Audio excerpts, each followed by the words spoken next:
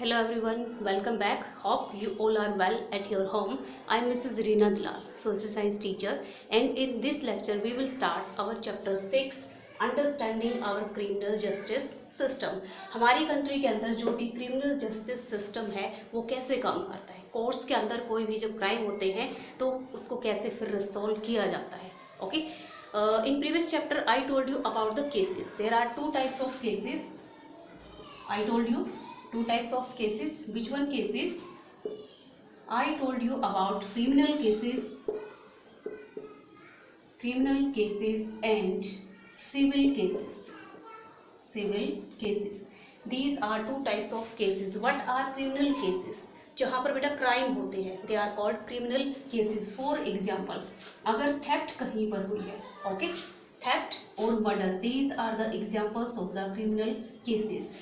हमारे जो कॉन्स्टिट्यूशन है उसमें कुछ ऐसे एक्ट जिनको क्या है ऑफेंस बताया गया है, जिनको क्राइम बताया गया है, like theft and murder. All these type of cases are come under the criminal cases.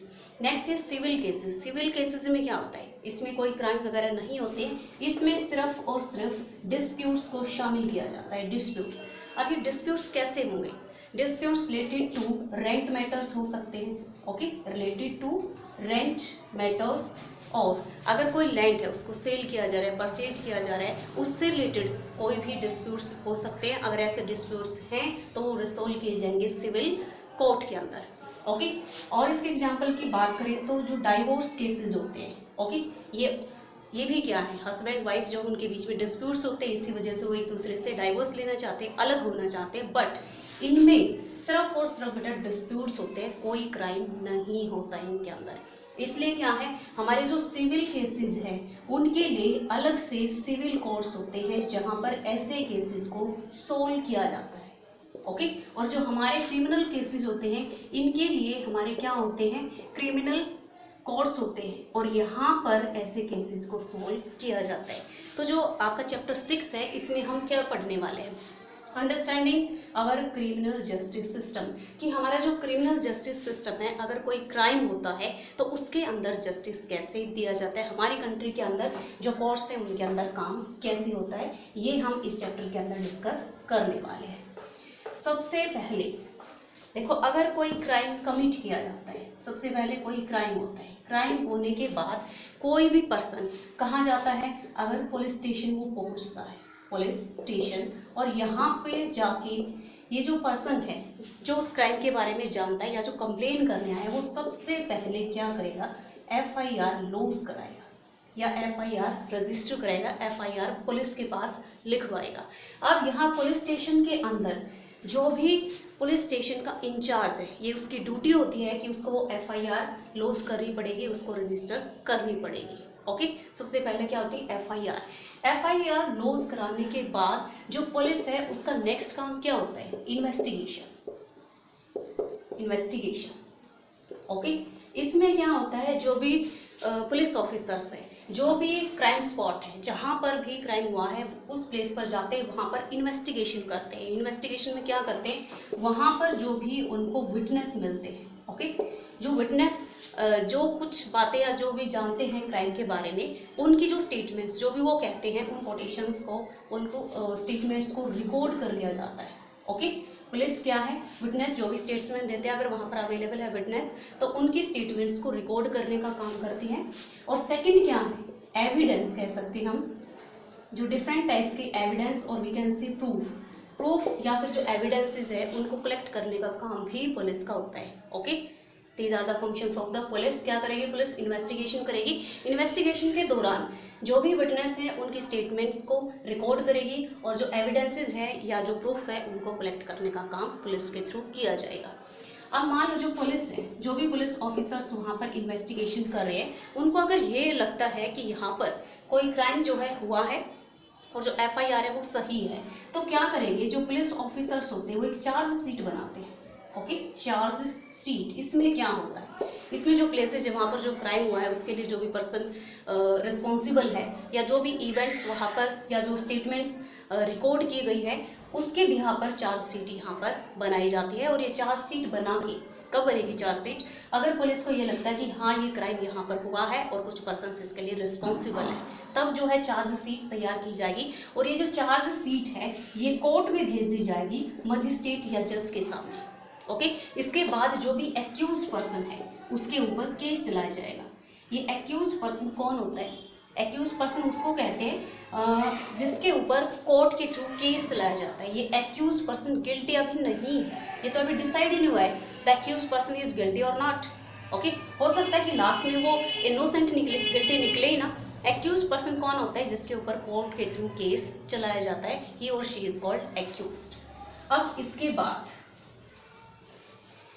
Investigation हो जाती है, जो चार्जशीट है वो फिल करके कोर्ट के अंदर भेज दी जाती है। इसके आगे का जो प्रोसेस है क्या होगा?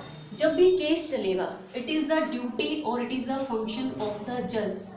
द जज will decide whether a person is guilty और इनोसेंट। कोई भी जो पर्सन है वो गिल्टी है, इट मीन्स उसने वो क्राइम किया है या नहीं किया है, वो इनोसेंट है। ये काम किसका होगा? It will be decided by the जज।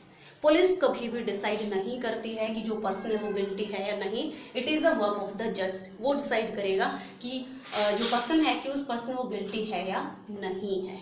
ओके, अगर मान लो कोई जैसे कि पुलिस ऑफिसर्स हैं, ओके, और वो किसी पर्सन को क्या करते हैं? अरेस्ट करने के लिए चले जाते हैं।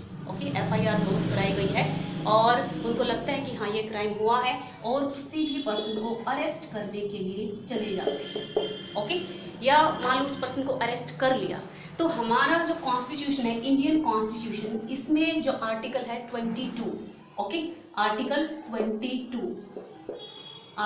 22, ये अरेस्टेड पर्सन को कुछ फंडामेंटल राइट्स प्रोवाइड करता है।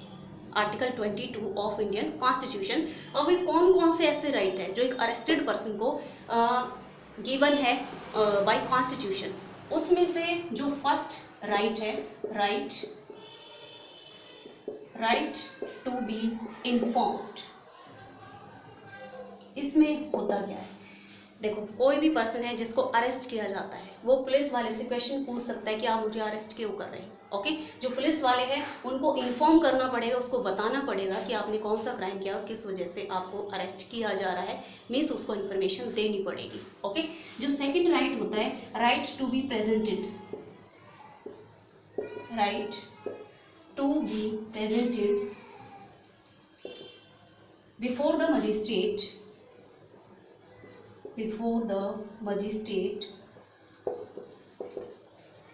within 24 hours, of arrest। मान लो किसी पर्सन को अरेस्ट भी कर लिया गया है, तो विदिन 24 आवर्स उस पर्सन को मजिस्ट्रेट के सामने पेश करना होता है, प्रेजेंट करना होता है, कोर्ट के अंदर उसको लेके जाना होता है। ये उस अरेस्टेड पर्सन का राइट होता है, क्योंकि जो पुलिस है वो अपनी मर्जी से किसी भी पर्सन को जैसे अरेस्ट करके 4-5 डेज या इससे भी ज़्यादा अपनी मर्जी से लोकअप में बंद नहीं रख सकती है उसको। ओके, जैसे उसको अरेस्ट किया जाता है उसके 24 आवर्स के अंदर अंदर उस पर्सन को मजिस्ट्रेट के सामने प्रेजेंट करना पड़ता है। ये किसका है? ये जो अरेस्टेड पर्सन है उसका राइट है। ओके, जो नेक्स्ट राइट है यहाँ पर, right not to be ill treated. जो थर्ड राइट है, right not to be ill treated और torture, okay, by the police during the arrest और इन द कस्टडी। ये जो एक्यूज पर्सन है या जो अरेस्टेड पर्सन है उसका राइट होता है कि उसके साथ कुछ भी मिसबिहेवियर नहीं किया जाएगा। पुलिस जो भी पर्सन अरेस्ट किया गया है उसके साथ कभी भी इल ट्रीट नहीं करेगी, मिसबिहेवियर नहीं करेगी। अगर पुलिस ने उसको कस्टडी के अंदर रखा है या उसको अरेस्ट करने गई है तब भी उस पर्सन के साथ मिसबिहेवियर नहीं किया जाएगा। ओके, एक और इसके अंदर राइट रहता है confession. It is related to confession. अब ये कन्फेशन क्या होता है?